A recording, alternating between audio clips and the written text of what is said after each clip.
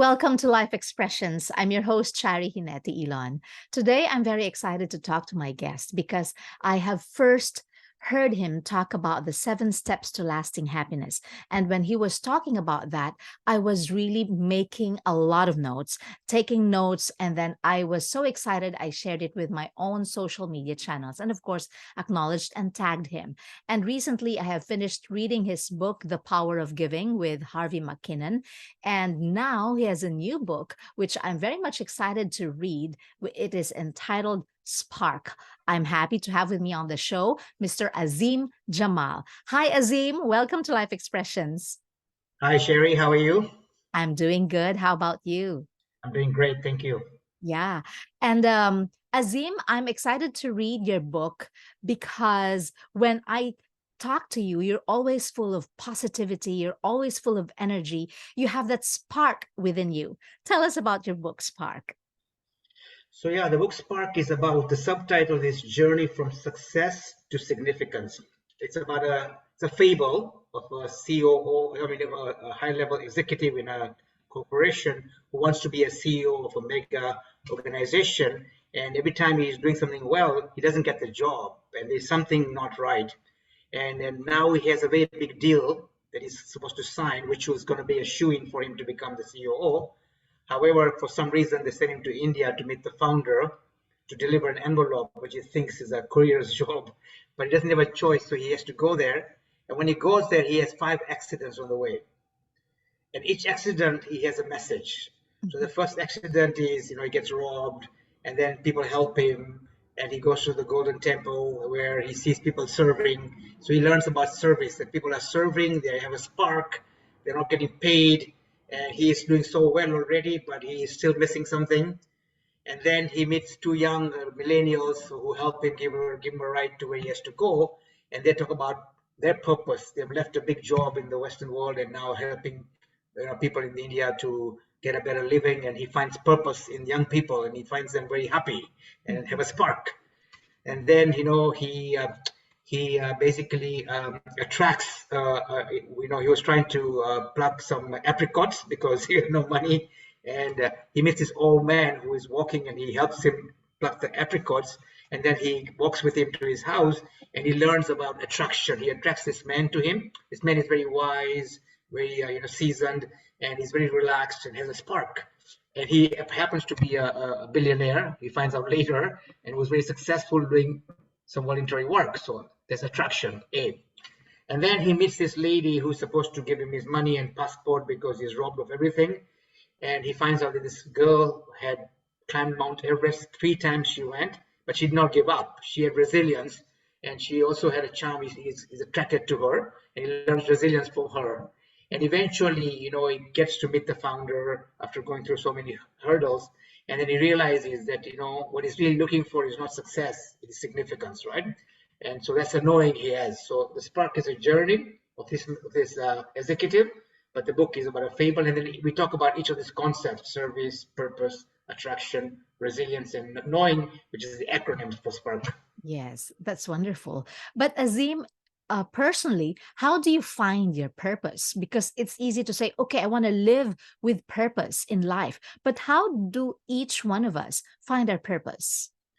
Great question. I found my purpose in a tiny refugee hut when I was doing budgeting for them as a volunteer, and I stumbled into something that I would die. A cause for I would die for, and that was how I found my purpose. But visually, I think we're all born with a birthday gift, the gift you're born with. Unfortunately, they don't teach us in school how to find the gift. Yeah. They don't teach us at home because parents don't know. They don't teach us at work because employers don't know. They don't teach you at the church or synagogue or mosque or gurudwara. So where do you learn it? So there's no place to learn it. One of the ways to learn is through meditation, when you go inside and maybe seek for it. But I believe the gift was given to you for a reason. Yeah. And the reason is to make an impact, to make a difference, to serve. Yeah. And so purpose and service become very intertwined. Yeah. So the cause you have a soft spot for, the cause you're so excited about, things that make you very happy, connects to your purpose in some way. And if you're observant, if you write your journal, if you have heightened awareness, sooner or later, hopefully you can stumble on it. Yeah. You've mentioned writing a journal. Do you write a journal every day? And does that inspire you to do more? Yes, so I have been writing journal for many years, but it's not every single day, but Mhm. it's regular, and it helps me to become aware. Yeah. It makes me aware of what's happening in my life, and people who write journal every day have heightened awareness. Great leaders have heightened awareness. And journal is something that you write. For example, my goal this year has been to make every day the most happiest day and the most impactful day. So in my journal, I would write what made me happy today, and what impact did I make, and what can I do better in my happiness, and what I can do better in my impact. And that approach allows you to be aware of what's going on, to not just see, but to observe. Yes. And you are aware of your surroundings and of your feelings. How do you make your day the happiest each day? Great question. I think first of all, you are in charge of your happiness. So you're 100% responsible, which means you're 100% responsible. You cannot delegate your happiness to somebody else. You cannot blame your spouse or your child or your ex or your boss. That's a giveaway. So when you know that you're in charge of your happiness, which means you are the captain, you are the architect, and you're the master of Yeah. your happiness. So it's up to you. And so you're not going to find alibis to give away. That's number one. Number two is you don't give your happiness away easily. Somebody, by being mean to you or looking down upon you or insulting you or being rude to you, you don't give happiness to them. I mean, if they're being rude, it's their problem, not your problem. So you protect your happiness, you guard your happiness, you don't give it away so easily. The only time you're allowed to be unhappy, and I give you permission, Yeah. is if you cheat, if you lie, if you hurt people, if you do bad things, then you deserve to be unhappy. But anything else should not never make you unhappy. Or if you're not doing your best and slacking off and whatever, if you're doing that for relaxation, it's fine. But so ultimately you are in charge of it, and you do things that makes you happy. I mean, if you're making impact in people's life, that gives you happiness. Happiness is like a shadow. The Yeah. more you follow it, the more it eludes you. Oh, The more you wow. walk away from it and give it to others, it follows you. Yes. Oh, wow. That's wonderfully said. And yes, indeed, we have control over our own happiness. You seem to attract a lot of positivity, a lot of, opportunities to serve and opportunities to share your insights and ideas with other people. How do you do that? Yeah, good question. I think first of all, there has to be a desire to serve. I pray every morning, to my creator. I say, use me fully. I don't want to die with my music still inside me. Use up all my music. So when I die, I'm used up. I'm completely finished, right? So that's one of the ways to attract, because you're open to it. You're saying, please bring it to me. Yeah.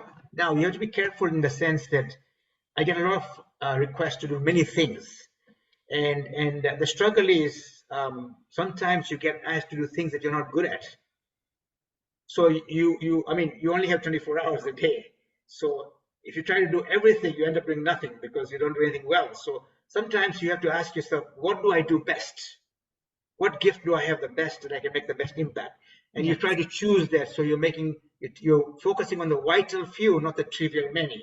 Yeah. Now, how do you deal with the others that you cannot cope, or you cannot? That's difficult, right? So you try to do the best you can on those other ones, to delegate to somebody who's better qualified, or at least be polite in how you handle that request, right? So Yeah. that's a challenge I find. But otherwise, I think the fact that you're ready for impact, you're attractive. As Yeah. you aspire, the universe conspires. Yes, as you aspire, the universe conspires. But what about you, Azim? What do you think are the areas where you're best at? Because you're a speaker, you're a writer, you're an inspirator. So, where is your best asset? Wow.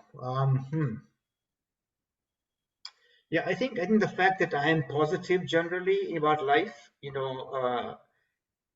that helps, because I'm positive. It's hard to ruffle my feathers, right? It's hard to upset me. However, there are certain things that upsets me. And one of the things that upsets me, I'm very time conscious. Yes. So, I mean, the best judge is if you talk to my spouse, you will know the real Azim, right? So if people waste my time or are not punctual when they come, or we're wasting time on something that is not important, that gets me a bit riled up.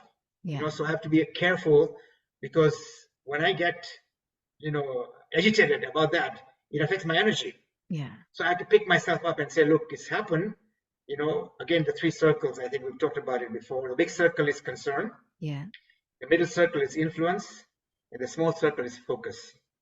So focus is my goals. If my goal is to be the most happiest and the most impactful every day, that's my focus. Yeah.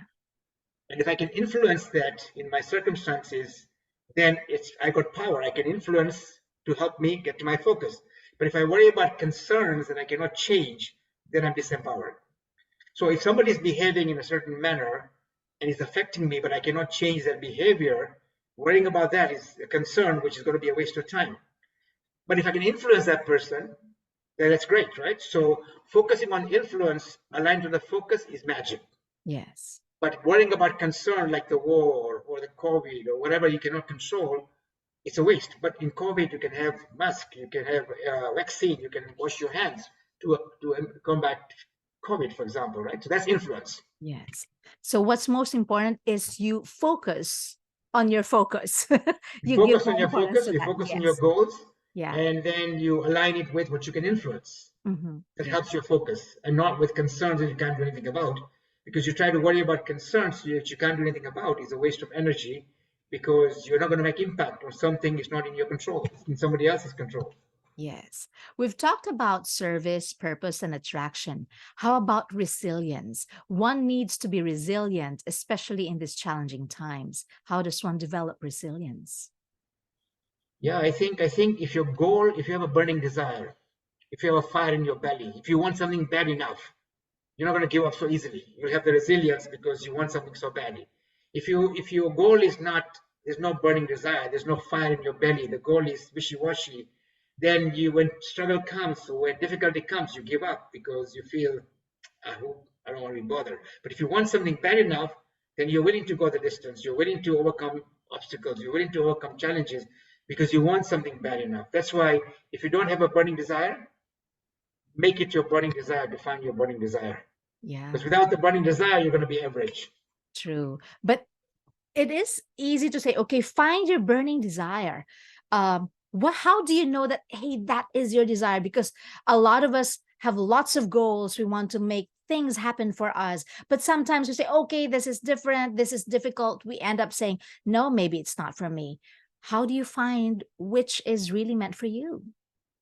So if I was to ask you a question right now, Sherry, if you could do anything in your life, anything, Yeah. and nothing could stop you to be amazingly successful, what will you dare to do? If you ask that question to yourself, because every time we restrict ourselves, oh, I want to do this, but this is impractical, I can't do it. So you don't even bother. Yeah. But if the question was, if you were going to be amazingly successful, what would you choose? And if you start there, now you're outside the box. You think outside you become blue sky thinking. If I could do it and be amazingly successful, this is what I would do. Yeah. Then the next question would be, if that's something that you want to do because you feel so excited about, then set a goal around it, and then watch what happens. Oh, wow. Then you start to believe it's a done deal. That's Yeah. the affirmations, right? It's a done deal. I want to do this. Then you walk it, you talk it, you breathe it, you sleep it. It becomes a self-fulfilling prophecy. And then resistance is not. I mean, resilience is not a problem because you find obstacles as a stepping stone to your success. Yes. You find obstacles as a ladder you're climbing to get there. Correct. Because you want something bad and you want to be successful, you will not be feeling like an obstacle. You feel like it's a privilege to be able to overcome Yeah. obstacles. And without obstacles, you don't get better. Every True. time you overcome an obstacle, you get better at your craft. Yeah. Oh, I wow. spoke 185 times the first year I changed my career across the world. I made up zero money. Mhm. Second year, I spoke 187 times. Every second day, I was speaking somewhere. I made no money. I wrote my first book. It took me several thousand hours. I couldn't put a book in the bookstore. But I would do all this again because all these things that happened to me made me better at what I do. Because I went through struggle, I went through Yes. challenges, I went through hurdles. Yeah. And no challenge, no success. Yeah. No obstacles, no success.